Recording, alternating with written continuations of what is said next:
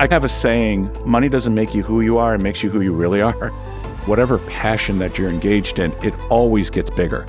And so managing that dynamic and then passing that through to the family is a challenge.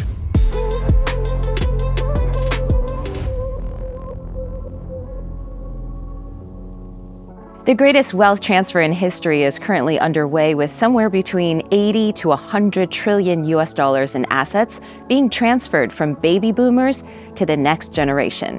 For the first time in history, according to data from UBS, inheritance accounted for more of the wealth that went into making new billionaires than successful entrepreneurship. For Bruce Lee, who manages the family offices for some of America's uber wealthy, this can be an opportunity and a curse. Bruce, thanks for joining us today from Las Vegas. What are you up to in Vegas? And please don't tell me that what happens in Vegas stays in Vegas. Okay, I won't. I'm actually in Las Vegas with ownership of a casino hotel called the Fontainebleau, and the ownership is an uber high net worth family called the Koch family with Jeff Sofer and the Fontainebleau. So that's why we're here.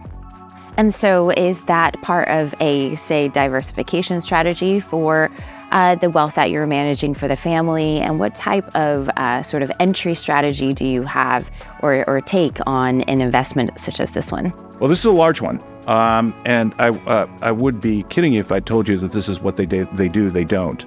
But philosophically speaking, I think the family takes a look at things when they have an edge or access to an individual institution where they think that there's an opportunity. So if you kind of take 3 steps back and just from a broad perspective and take a look at, here we are going to get involved in really more in the hospitality, because the casino aspect of it is, casino gambling is really a small part now of Las Vegas. Yeah, absolutely. And when it comes to those type of investments that involve real assets, we do see from the previous financial crisis that early vintage, capturing that time frame is very important. So now let's talk a little bit about the billionaires. So you've got those coming from entrepreneurship, but increasingly there's a new breed that are becoming instantly wealthy from an inheritance point of view. Is this happening just in the US, or do you see this happening all around the world? Predominantly, it's in the United States. And so these kind of insta-millionaires, insta-billionaires are popping up everywhere in the United States. And it's tremendous right now, and it's only going to get bigger. You're talking about an age area where the individuals are between, let's say, 65 and 85 years old. And so you're seeing multi-generation families, billionaire families, multi-billionaire families that are about to inherit literally hundreds of millions of dollars, and how that affects their lives and behavior for that matter. What are some of the challenges dealing with ultra high net worth families? I kind of have a saying, money doesn't make you who you are, it makes you who you really are. So if you're highly philanthropic, you become massively charitable and philanthropic.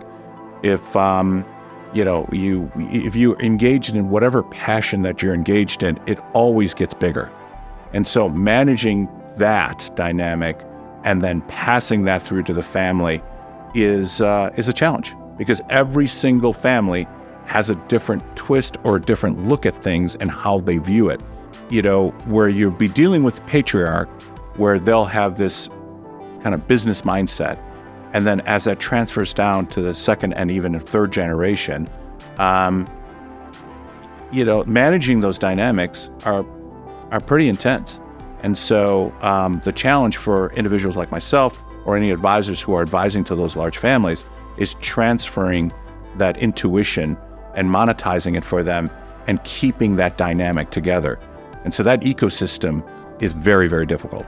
And let's narrow it down to the inheritance part. In the US alone, more than 70 trillion is expected to be transferred from baby boomers to the next generation over the next 25 years. It's being billed as the greatest generational wealth transfer in history. And as a fund manager, what advice do you give this to the cohort of people who are going to suddenly become wealthy because of an inheritance? It's a problem in certain areas, but the way I kind of look at it is it always starts from education. And if you're not educating the individuals that are inheriting instantly the capital that they're about to receive, a lot of negative outcomes can occur from that. So I think from the beginning of literally when these children grow into, young individuals and investors, they have to kind of know what their capital means to them and then what the vision of the family is. And so they're not necessarily looking for a cookie cutter approach. They're looking for a bespoke, customized approach relative to how their family dynamic wants to be expressed. And understanding the psychology of that, you have to be a very good listener in understanding what that means, because there's so many subtleties to those discussions. And that's where the challenge exists. And obviously you've got the Koch brothers, as you mentioned, but a lot of your clients are families who've built wealth from less exciting ventures like chicken farms or waste management or real estate. How do you deal with people that have perhaps made a lot of money in a specific area, but then they know very little about finance or investing or outside of what they're familiar with? I would say the quick line to that is, you want to transfer, or what I often say, you want to take the CEO of a company, whatever they do, and try to educate them to become the CEO of their capital. And so understanding all the factors that are involved in making money, either in the public markets or in the private markets, allows them to be better diversified and actually understand what that capital means. So some people don't even have an interest in money and they're inheriting money. That's another challenge. So, how do you deal with that? Some people reject money and they don't want nothing to do with money. I don't have this problem, but then they would say, well, I'm giving you this money. What do you want to do with it? And they say, well, I don't want it. And they're like, well, you have to take it. And so, how do you deal with that human psychology behind it? So those are all the subtleties that waterfall into the overall discussion. And that's why scaling that business is very, very difficult, because every single family is bespoke in nature. If you're just advising them simply from the perspective of buy this, do that, and buy or sell products, the solution set is actually, it doesn't monetize to the level of where they might want to go. So if they're primarily in real estate or whatever the case may be, you want to educate them about other asset classes mean and how they'll affect their net worth. And when the families, when they come to you to manage their newfound wealth, what do you typically see in terms of their asset allocation? And from there, how do you advise them on modifying their portfolio? That's a tough question, but I've noticed mostly that if they don't know what they're doing, cash seems to be a very predominant conversation relative to their asset allocation. Money markets, T-bills, treasuries, very basic, no risk type scenarios. And so moving slowly is a very critical component. Think about it. You make a lot of money or you inherit a lot of money. And let's say an advisor comes along, well-intended, and you have an 2008-like situation, right? And the family instantly loses a lot of money. That's nobody's fault necessarily, okay?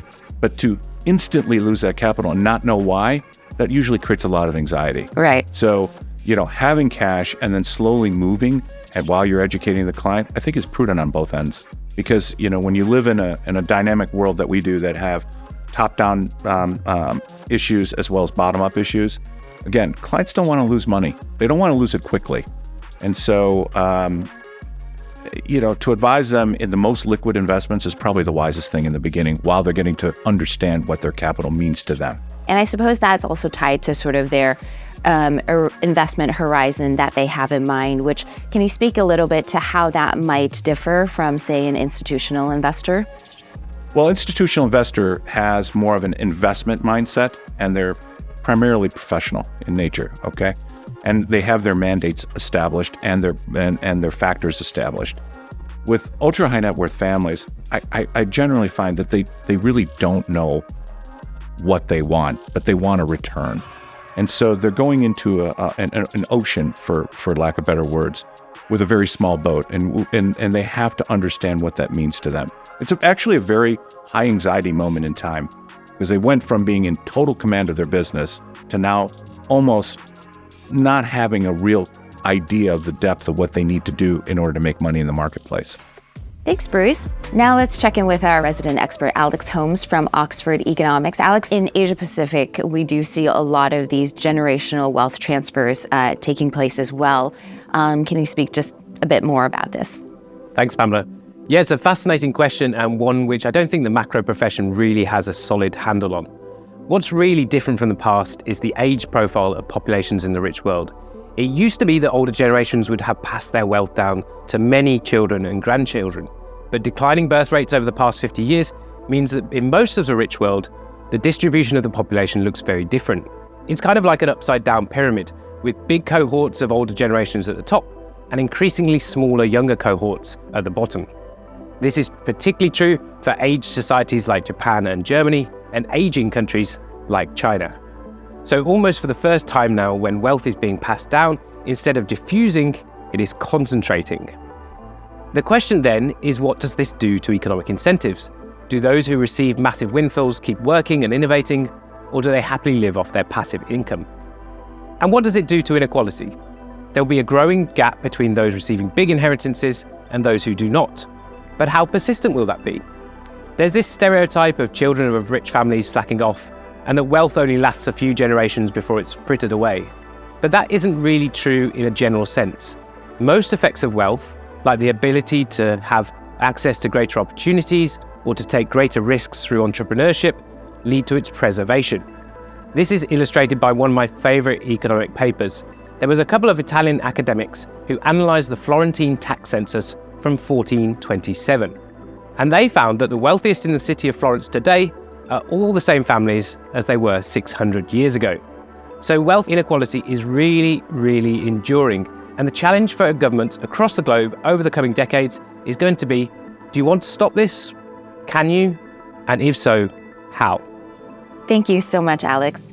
So, Bruce, your dad was a professor, a math professor, if I'm not mistaken. What about having a dad as a maths professor that makes you take more of a mentor approach with your clients rather than a hand over your money to me and I'll manage it for you approach?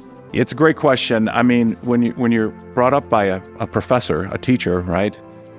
They're always asking you to come up with your own questions and then regress from there. So, it just comes naturally, as a son of a professor, to go to clients and try to be thoughtful in teaching your clients about how to make money and what to do, and then using the math to prove it to them. Why do you think you operate this way? Did you learn this skill as an educator and mentor from your dad or from other places as well? Yeah, sometimes I think my dad was sometimes a mentor and sometimes he just told me what to do. But, from a logical perspective, I think what I learned most is you can't do things from an emotional perspective. You really have to, prove it through the mathematics. And so something my father always told me, he goes, people lie, math doesn't. And so where I kind of synthesize that relative to what we do is when a client's telling you a certain thing and you can't provide the math behind it, it's your job to educate them of what that math means. So as an example, if a client says, I want to make a 20, 30% rate of return, okay, but I don't want to take any risk, you have to provide that individual with why that's impossible. I mean, I'm taking an extreme, but I think you get the example. Those sounds like really great returns with really low risks. Right, yeah, that's what I want. Everyone wants to go to heaven, no one wants to die type strategy. Exactly. Well, we are, since we're on the subject of families, they don't always get along, especially the ones that have a lot of assets involved. So when you have these family offices, I imagine your role is as much about being a counselor as a financial advisor. I think you have to be a counselor first, candidly. I think it's a big game of psychology. Understanding the family dynamic is probably the single most critical component in understanding families, and especially when you're getting engaged in, I wouldn't say necessarily the secrets, but the desires of the family and what they want to do, and then understanding the family dynamics and understanding the subtleties of how to handle each situation. And then you can provide, the investment counseling and so on and so forth. And oh, by the way, every family member needs to be communicated to differently, which is challenging. Right. Now, there's this concept of family offices, which a lot of ultra high net worths will set up, or multifamily offices where they will pool capital. How do you advise people on whether or not to go down that route? It depends on what the family's looking to do, but historically speaking, on the single family office situation or multifamily office situation, it is dealing with generational wealth. So, and I can't give you the dollar amount, but you can kind of go from there. But if it's multi-generational, the alignment or the opportunity for a single family office or a multifamily office usually evolves from that, because you need to professionalize the money. Now, so for people who don't have a family office as such, but have acquired considerable wealth, what's your general advice for balancing a portfolio that's going to grow wealth for the coming generations? Because a lot of it is about succession planning. Yeah, so the way I look at it is, kind of three areas, foundation, construction, and then somewhat of access to the type of investments that you want to get engaged with. And so if they're not going to get engaged in a single family office or whatever the case may be, keep it simple, keep the structure super simple, make sure that, everybody understands kind of what they're about to receive and how they're going to receive it, and only do things that's fully around the investment opportunity. And also, what if it was the dad or granddad or grandma who set up the business and built the family wealth? How do you deal with the child or the grandchild that didn't play a role in accumulating that wealth and perhaps don't have the knowledge or even maturity to manage that money? That's probably the toughest question that you can ask, because it involves emotion, right? So it depends kind of on the family dynamic. If there's a very, I don't mean to sound so holistic on it, but if it's a very loving family, I think it's somewhat easier. But if it's somewhat of a caustic relationship, that translation becomes a lot more difficult.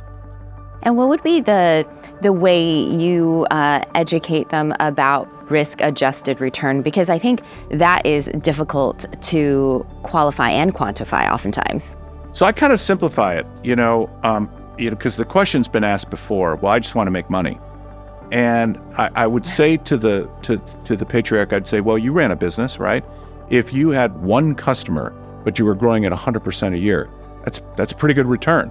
Would you rather have one client and grow at 100% a year, or would you rather have 10 clients and grow at 20% a year? And the most of the answer would be, I'd rather have 10 clients and grow at 20% a year because it's more sustainable. I go, you just explained your portfolio. And finally, what's the best piece of advice you've heard for wealth management? The best piece of advice I heard was actually from my mother, which was, don't follow the politics, let the politics follow you. And oftentimes when you have a lot of money, people get involved in the politics, either the politics of their family members, the politics of investments, dealing with various types of pieces of advice. And I think to have a single vision of what you want to be and where you want to aspire to be helps drive the conversation a lot better. So that's kind of the best advice I have for people. Well, thank you very much. That was our special guest, Bruce Lee, founder of Keebeck Wealth Management, and our resident expert, Alex Holmes from Oxford Economics. Thank you both. Thank you. And thanks for tuning in to episode 4 of I See Your Trade, season 4. I See Your Trade is brought to you by IC Markets, a leading high-performance trading provider. Trade up to IC Markets. Thanks for joining us today, and we'll see you next time.